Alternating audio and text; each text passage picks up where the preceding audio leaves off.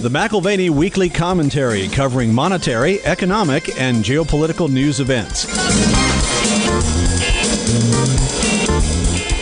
They are losing the last vestiges of credibility and somehow think that projecting an image is sufficient to carry the day. If you say it, therefore it becomes reality.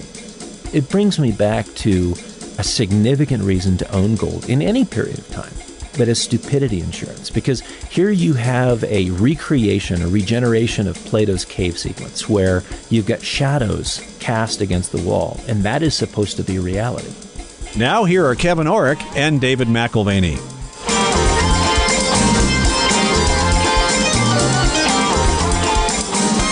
Welcome to the McAlvany Weekly Commentary. I'm Kevin Orrick along with David McAlvany.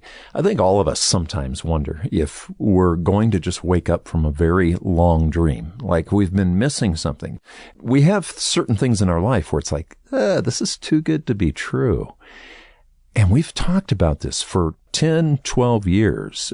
How is it that America, the United States, could just print trillions and trillions of dollars? In all these years, we really didn't experience inflation. We scratched our heads. But strangely enough, you had the Berlin Wall falling. You had the communist countries that were like China that were producing goods for much, much less. We should have been experiencing falling prices. We didn't. But are we waking up from a dream where we were getting something we didn't deserve and now we're finding out what it costs? Isn't it funny how we internalize those things and normalize them? Yeah. This must have something to do with us and our exceptionalism, that we can do something that's never been done in the history of the world, but that's because we are who we are. Yeah, we're Americans. Yeah. We're here to help. Yeah, and so it is curious to see the monetary policy experimentation, the fiscal policy experimentation. And books have been written about this. Deficits without tears. We run the deficits without tears. And of course, Jacques Ruff's point was ultimately there are significant prices to pay, emphasis on the word ultimately, because nothing is free in life. Although that's what we've internalized and normalized, is this world of easy money and free access. And now we're facing double-digit inflation. But here's the strange thing. Here in America, we're feeling the inflation. Eggs and butter and rent, everything's going up. But if you are from any other country in the world, the dollar's going up, gold's going up. We're getting sort of an altered reality as we look at it right now. Yeah, often our colleague Doug Noland will look at trading dynamics that seem healthy, but are actually an expression of another dynamic once removed somewhere else in the system, which is anything but healthy. So perhaps the dollar trading to multi-decade highs is an example. When an asset at the core of the financial universe trades well, like the U.S. dollar has in recent weeks, of course it can be on its own merits, or it can be on the demerits of an asset at the periphery, somewhere else. So frontier and emerging market stress has, in recent weeks and months, intensified. The dollar has moved into higher gear, moving into territory untread so far this millennium. And as frontier and emerging markets have, calmed down here in the last day or two, lo and behold, the dollar has come off the boil a bit as well. So maybe it's not the merits of the dollar that are driving it higher. Okay, so the pound's lost its prime minister, right? We're already looking at the English seeing a weakness. The yen, they're trying to keep anything from happening with the yen, and it's just the currency is crumbling relative to the dollar. As we look at the first half of the year, it was tough for almost every asset class. And this Thursday, we'll get together with Doug Noland and we'll do our Tactical Short Quarterly Call. We do this every quarter.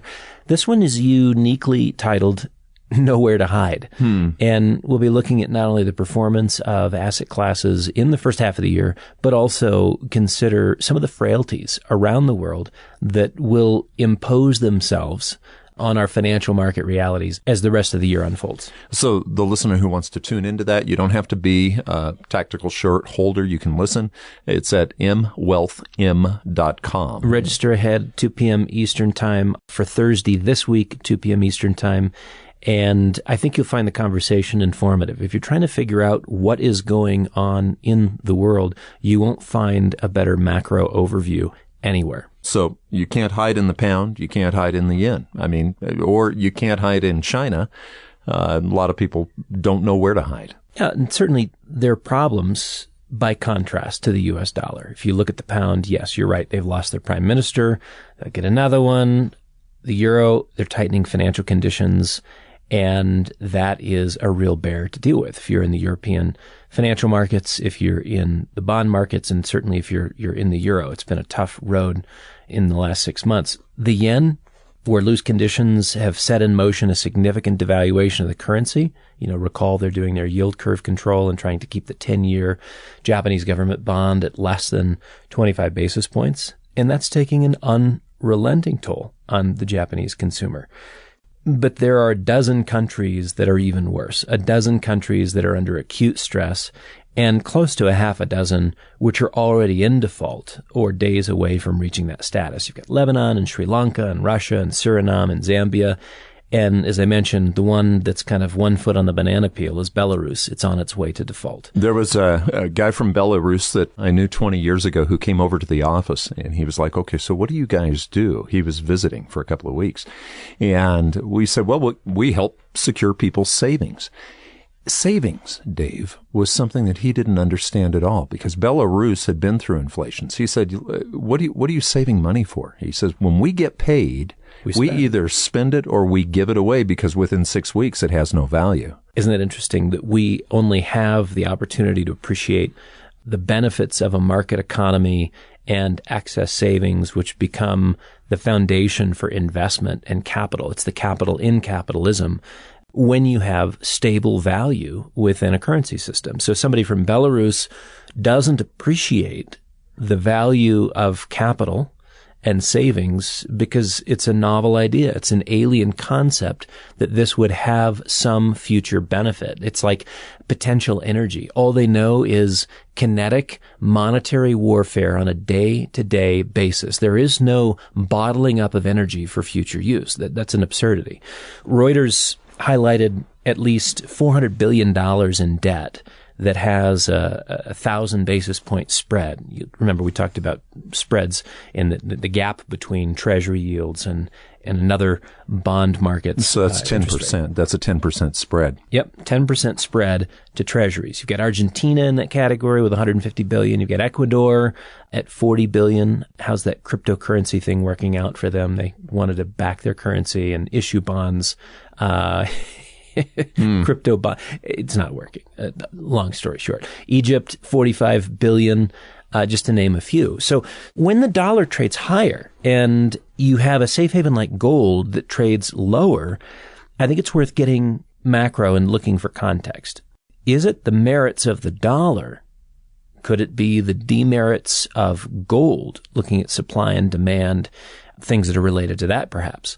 The demerits of other peripheral currency and bond markets, really with no connection to gold whatsoever, except there's sort of the knee-jerk dealings of leveraged future traders, that they match up their currency play with a commodity play as if an inverse relationship were axiomatic.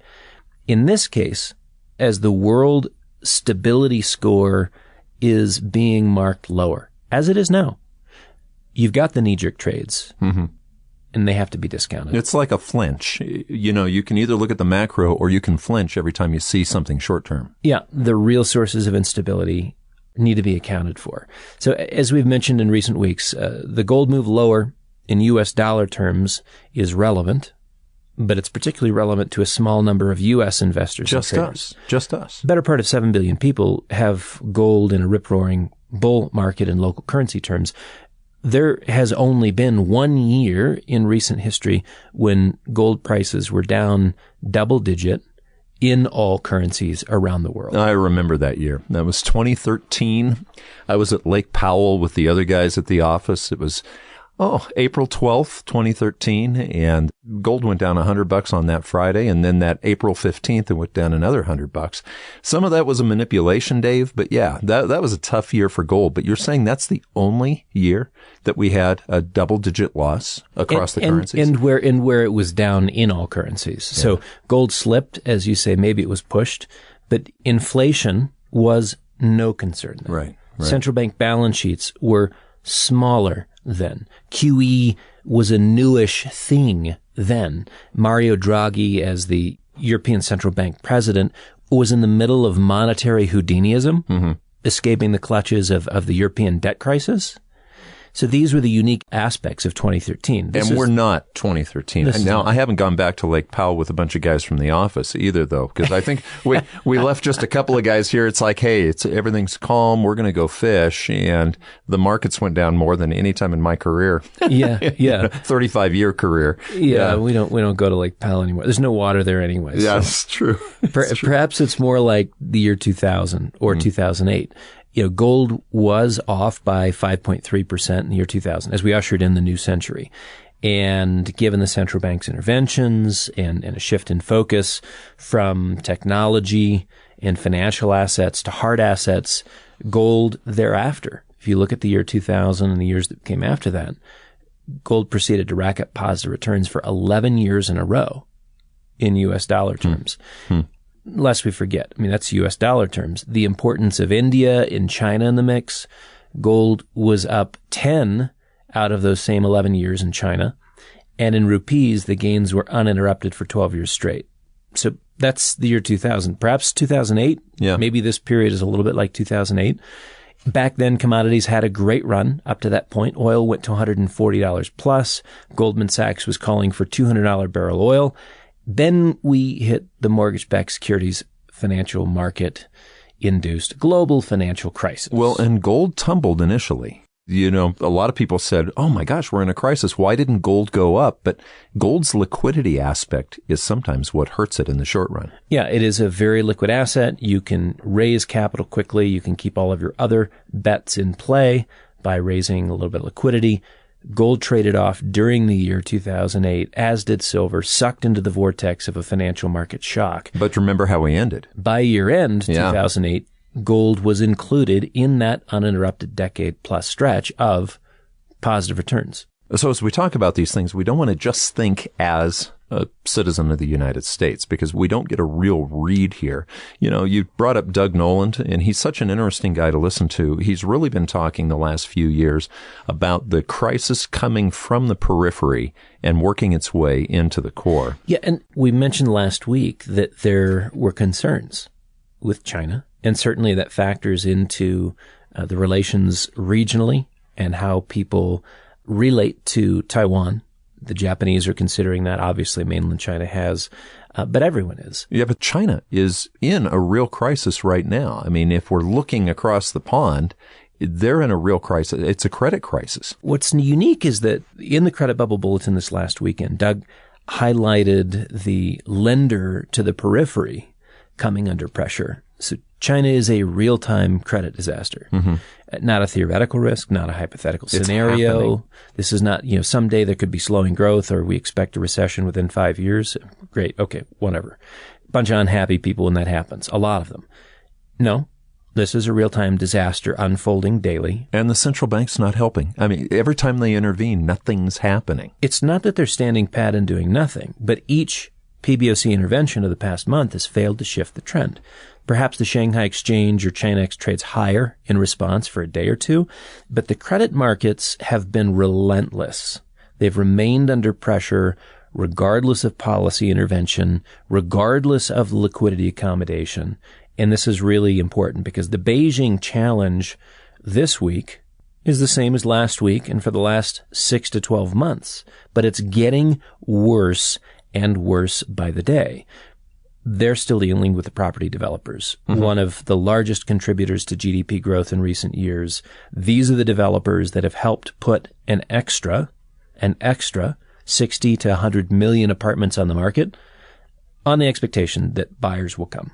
See, that's the build it and they will come mentality. And I brought up the movie Field of Dreams a few shows ago. Well, they only built one Field of Dreams. So if you build it, they will come. There was only one. But what if they made thousands of fields all across America? That's the problem with China right now. They made, what'd you say, 60 to 100 million apartments. Extra. And they're just like, we'll build them and then they will come. Not only are those units sitting empty, but a host of units under current construction are in a new problem category. Buyers are not clear on when they'll be completed. but they're expected to pay a monthly mortgage regardless. Oh, you're not even moving in yet. No, but last week this is on Monday, 28 projects where the buyers went on strike and refused to pay their mortgages. By Wednesday, this is sort of viral discontent in a population of 1.3, 1.4 billion people. This is how things get out of control quickly. By Wednesday, discontent was spreading like wildfire. You've got 100 projects, up from 28, in 50 cities, subject to the same payment protest. Wow. And this is China. There are definite consequences when you live in a communist country. Now it's 230 plus projects and $130 billion in mortgages that are being left unpaid. Wow. Right? So it's protests. Where do you get the cash to solve this problem? That is the issue, because cash flow is a concern for the developers. Frankly, it has been for some time. They are the modern day zombie companies. Too much debt, not enough income, and what appears to be the inevitability of bankruptcy if it weren't for the state. Now, this is the state usually wants to muscle that. How does the state muscle the money into this situation? I mean, this is an election year for Xi. We've never had the opportunity to see how one of these episodes plays out. We've had capital markets and capitalism. We've had communism, but we've never had the blending of those two. And so timeframes, sequences, consequences, who pays what, when, and how, all of these things are new for the financial markets. There is a presumption that the Chinese, because they have control and lots of power, can avoid a negative outcome. But that is only a hope. That is only a hope. But they're pressuring the lenders right now to lend to people that they know won't pay back. That's right. So the PBOC is directing the banks to provide liquidity. These are commercial banks. They're saying you must lend to the developers. Or else. Yeah. Does that end up impairing the commercial banks as well? I mean, that's a reasonable probability. And in those small banks, now think about this, just again, the consumer's interaction with mortgages is one thing. Protest is on the rise. But you've also had depositors locked out of their bank accounts in some of your smaller banks. In those small banks where in recent weeks there was growing concern over stability and liquidity available, you basically had a bank run in miniature. Wow. And it's been convenient for the local authorities to use the digital health passes as a means of restricting movement. No, social control. So you want to go protest or go get your money at the local bank. Well, wait a minute. Show me your smartphone. Do you have a green QR code that allows you to move about the city? Or is it red? You're homebound. Get home or penalties accrue. You must not leave your residence. So we're talking about someone being COVID positive? No. We're talking about health concerns? Well, why, yes. If you have concerns over the health of your local bank, you are now frontline state enemy number one with a voice that needs silencing and mobility, which has already been curtailed. So social credits become sesame discredits. When bank runs are as contagious as the latest COVID strain, you lock down those with maladjusted minds. The malady is in the heads of the Chinese people. They're concerned that things aren't going to turn out right. You must calm them by controlling them. Again, these are all a series of social experiments. We have no idea if this will actually work, if compliance is what they'll get, or if this blows up in their faces. We could spend an hour discussing the nature of social control and technology as a tool for technocrats. Point is a little different today. The financial markets in China are gradually unraveling, and they're unraveling like that thread on your favorite sweater. This small little strand, and you pull it because you just want to make it go away. But wait a minute, progressively, it was a small issue at present, but progressively it gets great over time. Ultimately, you've got nothing that resembles a sweater. And you're talking China here. Anything that we think is small here in America, it ain't small in China. So even the small start to that thread, it's huge. Times a billion plus. So not small, exactly. The Chinese developers have well over $1 trillion in debt. Their bonds are trading at steep discounts. We covered this last week, but things and they're having to pay higher worse. Interest rates. They're having to pay because people won't take that risk without getting higher interest rates. The first half of the year, there was nowhere to hide within the Chinese credit markets, and it's getting worse almost by the day, with yields ranging from 9% for Vanke, which is the most stable. And again, that's been about 1% a month increase in yields. How about April. Evergrande? You've been talking Evergrande now for the last month or two. 140% for Evergrande. Ooh. You've got Sunac, Lanfor, Kaisa, all around 110% yields. So if that's the yield, then bond prices are trading at pennies on the dollar. But you're saying the banks are being pressured to still lend. Well, they must. Yeah. And it's being cast as a social obligation, as a social duty. It's an interesting twist on the capital markets, where all of a sudden money has to be harnessed for a particular agenda. We have our own way of doing that here in the West, but this is a unique application. Lest we forget, we're talking about bond prices and yields, but the equity in those same developer companies is moving considerably lower as well. Yeah, you know what it reminds me? I watched a show on PBS the other night on World War II. It was an excellent show. But toward the end of the war in Japan, kamikaze warfare was suicidal warfare. But when you brought up that it was sort of the responsibility of, if you are part of that society, that was part of the responsibility was kamikaze warfare. Now, it didn't turn the tide of the war, but it caused an awful lot of damage and a lot of destruction. You're saying that the commercial banks are being pressured right now because that's their duty? Well, I think there's a variety of ways of constructing ethical systems, and, to prioritize the one versus the many leads you down a certain road. To prioritize the many over the one leads you down a different road as well. And so, yeah, you've got the commercial banks being pressured to lend to the developers.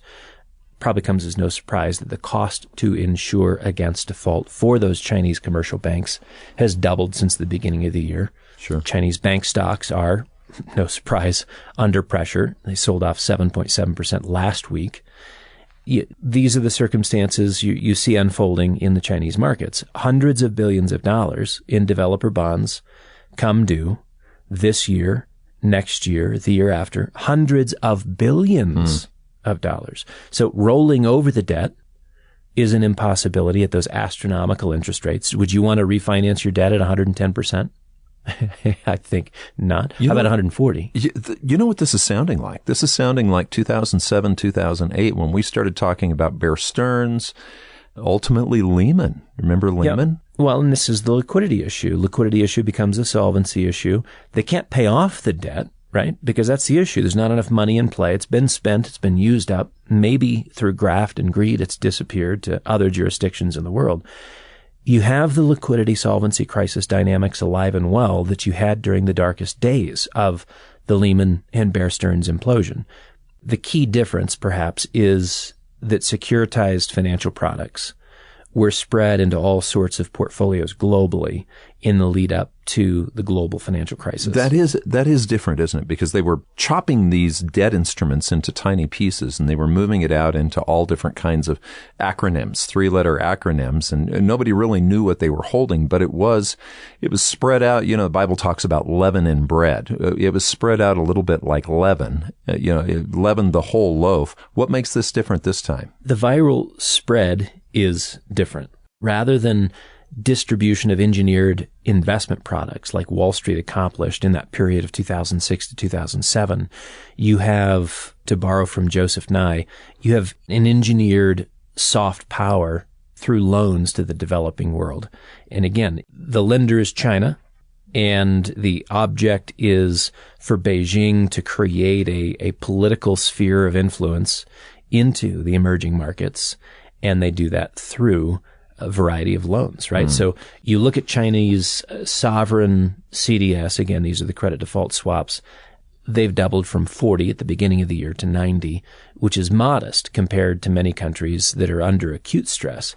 But I think that's one area to watch, along with the Chinese offshore currency rate, as indicators of stress for how all of these loans that they've made to emerging market countries, and then, of course, all of the internal loans that they have, end up showing real structural pressures in their economy. I was just reading an article this morning before I came into the office on cortisol and how cortisol rises. It's a hormone in your body, and it rises when you're under stress. And actually, it can be a good thing initially because it can shut down the periphery of your body if it feels like there's a threat to the core.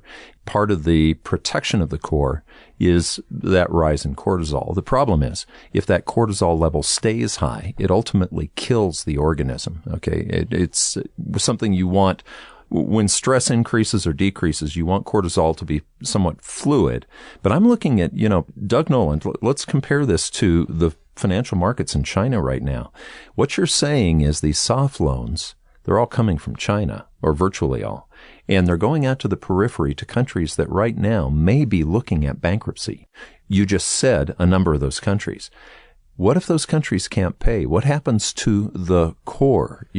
We see the CDS rate going from 40 to 90. What that is, that's the insurance rate on the possibility of default. I see that like the cortisol level, if you think about it, in a body. It's like there's a threat. It's gone up. But what if that stays up, and what if it gets worse? Right.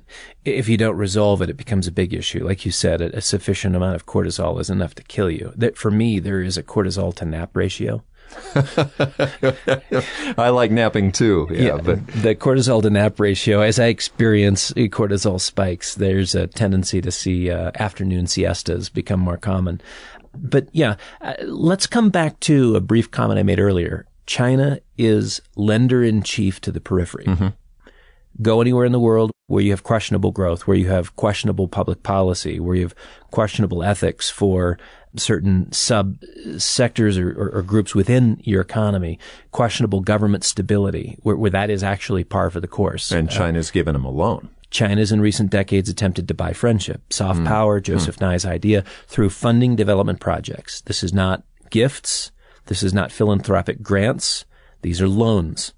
So when the probability of default and the cost to insure against it rises, as it has quite aggressively in recent weeks, if you're talking about Indonesia, Malaysia, the Philippines, Thailand, India, Hungary, Romania, Turkey, Mongolia, Egypt, Namibia. I mean, this is an extensive list of people who are under pressure now. Kenya, Argentina, Nicaragua, real time, Colombia, Brazil, Guatemala, Costa Rica, Uruguay, Peru, Mexico. You begin to wonder, with that many number of countries coming under more stress, you begin to wonder how the lender will hold up. Right. And they're in their own crisis. You were talking about the development crisis in China. At this point, you've got a 1-2 punch coming. Yeah. So sure, the borrower being under stress is important. But when you aggregate your exposures, the lender can be at jeopardy as well. Put China in the category of marginal source of liquidity to the emerging markets, marginal source of liquidity to the frontier markets, and you get a marginal liquidity squeeze when they are instead forced to focus on their own domestic property sector, where land developers are circling the proverbial drain. So they're no longer a reliable source of liquidity to the emerging markets. And that shows up as stress, right? In the emerging markets, the dollar goes higher, right? So the dollar rises, sniffing out devaluations on a global basis. The dollar goes higher. And this is with a whiff of irony. The dollar appears strong. Yeah, but to us, it's buying less and less every moment. Yeah. So the strength is just relative to a peer group. Best looking horse in the glue factory, as Ian McAlvany used to always say. So how long does that last? I mean, you've got Europe now trying to figure out how they're going to address inflation, and it's going to happen in Asia at some point. Yeah. This week you could expect actually the opposite trade, where dollar weakness is what we get on the basis of euro strength as the European Central Bank contemplates not just a 25 basis point increase, which would leave the target rate still at a negative 25. And I frankly don't think that advertises very well when you've got Eurozone inflation at 8.6% and you say the best we can do is raise rates to negative 25 basis points. You look foolish. That's right. What you look like. So, I mean, the ECB has to take a step in the direction of credibility as much as they possibly can without unhinging the euro as a currency unit and that whole political construct. So a 50 basis point increase, again, that just takes the target to zero, moves the euro higher relative to the dollar lower. Lagarde and Powell both bring their own versions of tightening financial conditions to the world markets, even as the opposite is what the rest of the world needs. The rest of the world would appreciate, at this point, looser conditions.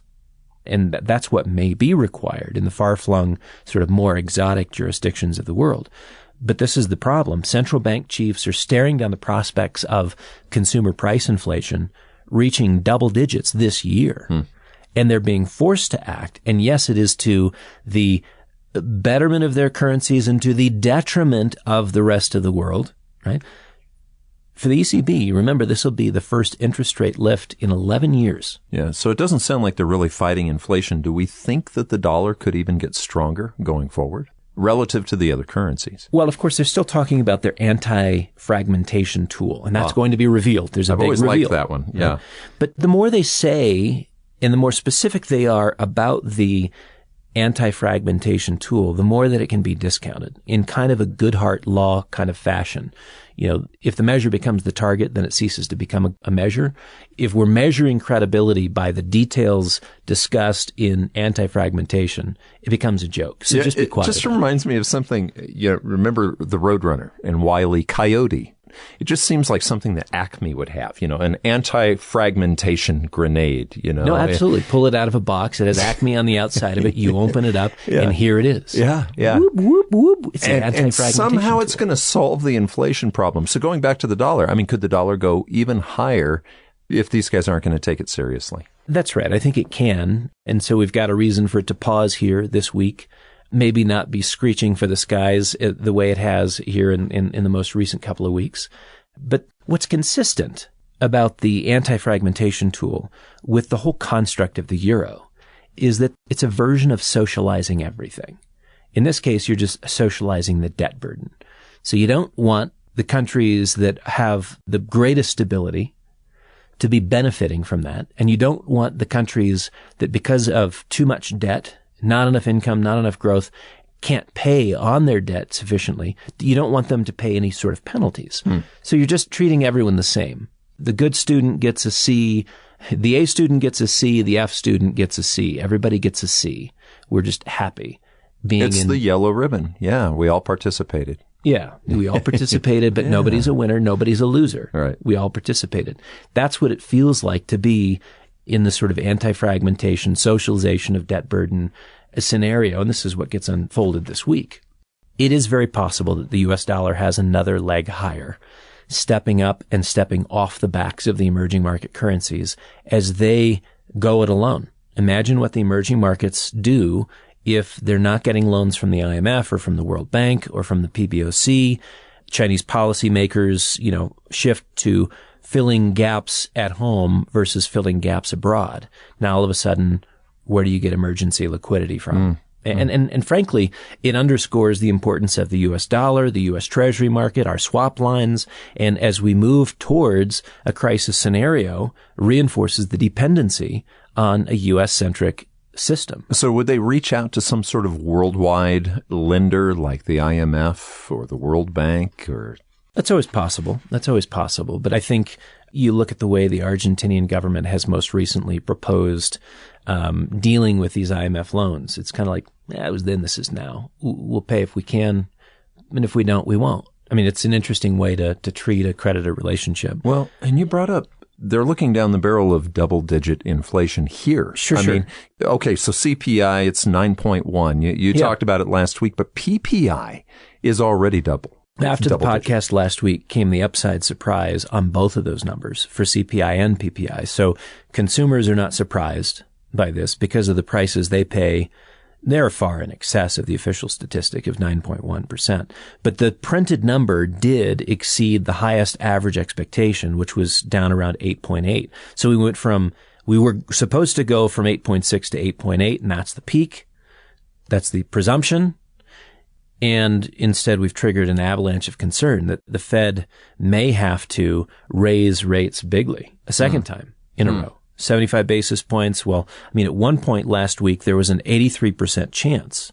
The odds of a 100 basis point rate hike on July 27th hit 83.3%. right? So this is, bad CPI number. They're really behind the curve. They're really going to have to raise rates. And then all of a sudden you see the recessionary fears triggered by higher rates play through. Equities sell off, commodities sell off, anything with economic sensitivity is in free fall. And then, of course, it's like, wait, possibly 75 basis points. That seems reasonable and necessary. And everyone in the market says, yeah, 75 basis points, no big deal.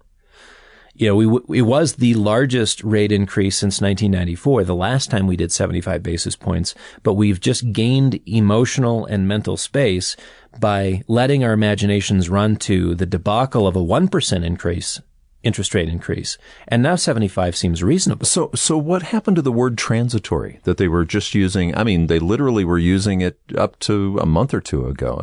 Inflation doesn't sound like it's transitory, does it? No. Well, and we have PPI as well, producer's wholesale version of inflation, that went to 11.3. So peak inflation is the new transitory, Kevin. Huh? Oh, so like labor pains. Okay. One comes, it's like, yeah, but it's transitory. 9.1. The worst is behind us. Yeah, and then it goes away. I guess you're not having a baby. 11.3. There's another one. Yeah. Peak inflation is the new transitory. and experts know the worst is behind us, just like they knew that inflation was going to be short-lived. Okay. So you have to find new ways of bringing good news. It's like you talked about prettying up a pig. The new good news is we're not always going to have peak inflation. We're going to have little intervals of breaks before the next peak inflation. Well, and I think that's more to the point. I tend to think that waves of inflation separated by lower numbers will be a multi-year reality that we have. So we'll be celebrating the end of inflation and then be surprised by something else. Right? So the current wave is not finished. I don't think that for a second, in part because the rent component, 33% of the calculation, it moves slower and it stays elevated longer than other more volatile components. Yeah, when does rent ever actually fall? So lest we forget, on the rent side, it's not an accurate measure on rents inflation. Mm-hmm. The current number is calculated to be less than 6%, 5.8, I think. While the national average for rent increases is 14%. Talk to any realty group and you're double digit in some instances like San Francisco, New York, as high as 25%, right? But 5.8 is what's being imputed into the 9.1 number. So, 9.1%, while bad, doesn't accurately reflect the consumer's plight or the renter's frustration with ever-increasing housing costs. Sounds a little like China. I mean, they just stopped paying, right? You said there was a strike on paying. Do you think that could happen here? I had a conversation with my wife about that this morning. Huh. She said there's been a number of real estate transactions that she knows of where the logic was, we're backing out of the contract. And the justification was, we don't think prices are going to go up this year. Huh.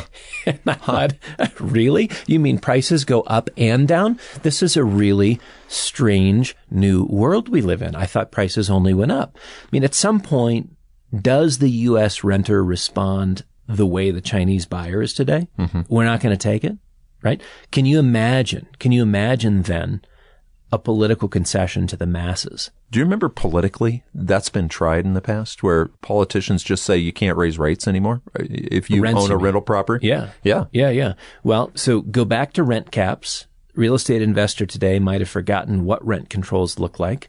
California's Prop 21 is maybe a recent example of what caps and controls might look like elsewhere in the country, right? If we remember that federal policies as well as local municipal policies are a reflection of prioritized constituencies, whose vote are you gathering in? Mm-hmm. There is a growing risk that rent caps and controls become a part of the response to household economic stress. Yeah, well, and you wonder if a politician doesn't have to do that to stay in, because we've talked about the credibility of the Federal Reserve and the credibility of politicians being able to solve the problem. That's the real market right now. That's been the real market for the last 10 years, is for them to maintain the perception that they're in control. Right. There's got to be a credibility gap when you can't afford rent anymore and you're being told that rent's not going up. Yeah, well, nobody cares about the constituent parts of CPI, but this is where aggravation comes from, right? 5.8% is insulting to anyone who just has seen, over a 2-year period, their rent double. Right. Like, what are you talking about? So back to CPI. They're running out of money halfway through the month. Yeah. Back to CPI, you had this broad-based increase across components. Milk up 16.4, margarine, fascinating. Parquet, butter, parquet. If you think it's butter, but it's not. Yeah. 34.5%, eggs up 33%, chicken up 18.6, flour up 19.2, coffee up 15.8. Right? So reconciliation of the official statistics is becoming harder and harder for Wall Street analysts and Main Street citizens alike. And this comes back to sort of skepticism over the foundations of those statistics. That's becoming commonplace. What's being lost when you abuse this notion of credibility, you may also lose your opportunity to remain a technocrat.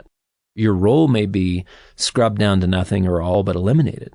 So understating the reality merely shines a brighter light on the plight of the lower to middle income consumer paying out everything and more than everything for eggs and chicken and rent and cereal. Credibility is lost when official stats are referenced. And you think, oh, no, this is what it is. No, just because you call something doesn't make it that. Right? So we have no inflation. It's going to be transitory. Inflation is 9.1%. Okay. Well, what part of eggs up 33 fits into, it just doesn't make any sense. Do you remember, we had Pippa Malmgren on, and she wrote a book called Signals, where you start looking for other things outside of what's reported in the Wall Street Journal for signals. As you know, I run in the mornings. I run the neighborhood, and I live in a neighborhood that really doesn't allow a lot of livestock. But what I've noticed over the last few months, Dave, is I hear sheep and cattle. I know at least 3 properties. And I also see several chicken coops that are being started. They're raising their own. Yeah. And the point is, these people are starting to see that either they can't afford what's coming or it's not going to be available. But just running the neighborhood, that's the signal. I mean, Pippa Malmgren, she said, look for that type of thing. Yeah, we went camping this weekend, and one of the families that we were with had a bucket, and all of the scrap foods and the melon rinds and things like that went into the bucket, and they'd taken it home to feed the pigs. But nothing goes to waste. Right. And such a different expression of frugality and economic engagement today than there was even a year or two ago. So is it a credibility loss with the central banks who have really been the granddaddy? They've just been, or sugar daddy, I guess is probably even a better term for it. Sugar daddy. They've been a sugar daddy for all of us in a way, and now it's catching back up. Is there a credibility loss? Well, it was a July 8th Financial Times article that seemed to contrast so glaringly with the Fed's own self-assessment. The article was titled, "Markets Are Losing Faith in Central Banks."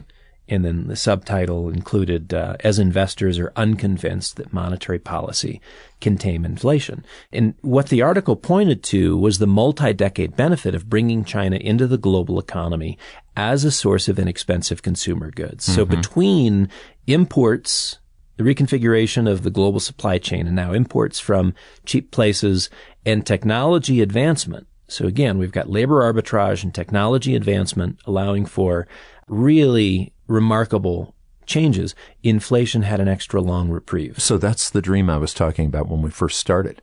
Have we been in a dream getting things that we really didn't deserve with printed money that we didn't really have, and it didn't cost us anything till now? What the article was suggesting is those inputs may not be as significant in the decades ahead. Recognizing the need to onshore production of various products, that's happening now. In fact, we've got legislation right now dealing with semiconductors pending that would fund $52 billion to private companies in the semiconductor trade to build foundries here in the U.S. Well, thanks to Pelosi, I'm glad that they took a very large share position before that was pushed through. You had to bring it up. I'm sorry. I think the only disgusting thing to note here is that politicians have zero accountability when it comes to trading their own accounts on the basis of legislative changes. Pelosi's took a $3 million position in NVIDIA, 20,000 shares in the last couple of weeks, as the legislation moved past resistance points and hurdles. Right? That's galling to me. But never enter politics rich, never leave politics poor, right? Oh, Paul, what a sweet guy. Cheers. That's a sidebar. The amazing comments from the St. Louis Fed president last week were unbelievable. And that's to me what contrasts with that Financial Times article. Markets are losing faith in central banks. Yep, that is happening. Okay, so we have a credibility issue. You have the St. Louis Fed president, and this is unbelievable. The current Fed, in his estimation, in his studied opinion, has more credibility than Paul Volcker. I saw that. And Alan Greenspan. Yeah. And Wow. I've never heard more institutional narcissism in my life. The conceit necessary to make that comment and the disconnect from the current inflationary environment. It's scary. It's dangerous. Yeah. It's dangerous. They are losing the last vestiges of credibility and somehow think that projecting an image is sufficient to carry the day. If you say it, therefore it becomes reality. And it brings me back to a significant reason to own gold in any period of time. But as stupidity insurance, because here you have a recreation, a regeneration of Plato's cave sequence. Back to, I forget which book it is in the Republic, but the cave sequence where you've got shadows cast against the wall, and that is supposed to be reality, right? And Bullard has the guts to say that the current Fed holds sway in the market, is defining reality. The shadows cast are reality. It's like, are you the only person that understands that we're dealing with reflections, that this is not true? Yeah, but that same story, they kill the guy who says it's not a shadow. You remember? I mean, if you read further, you end up getting killed for telling the truth. So I don't know how this whole thing turns out, but... Podcast for 15 years, and there we had it. I hope not. So, Dave, in these uncertain times, when we're saying, hey, these illusions, these shadows on the wall, pay attention to what's real, what you have to do in uncertain times is you have to move to the things that are always certain. And gold's one of those, isn't it? Absolutely. And speaking of uncertainty brings us back to the call that we've got, tactical short, nowhere to hide. We'll look at, I think, some of the basics as to why that kind of positioning, a cautious positioning, cash, metals, hard assets, a short position to cover market exposures, even an opportunistic short position makes so much sense in this environment. Great summary piece in this week's Hard Asset Insights looking at Hyman Minsky and how finance has moved from hedge finance to speculative finance to Ponzi finance. And again, we come back to the nature of Ponzi. Ponzi being the operative methods that the Fed is now using, that central banks are now using to buoy support and enthusiasm for the road ahead. A colleague made mention of that in a meeting earlier today, that in uncertain times, gold is always certain. You've been listening to the McAlvany Weekly Commentary. I'm Kevin Orrick along with David McAlvany. You can find us at McAlvany.com, McAlvany.com. And you can call us at 800-525-9556. This has been the McAlvany Weekly Commentary. The views expressed should not be considered to be a solicitation or a recommendation for your investment portfolio. You should consult a professional financial advisor to assess your suitability for risk and investment. Join us again next week for a new edition of the McAlvany Weekly Commentary.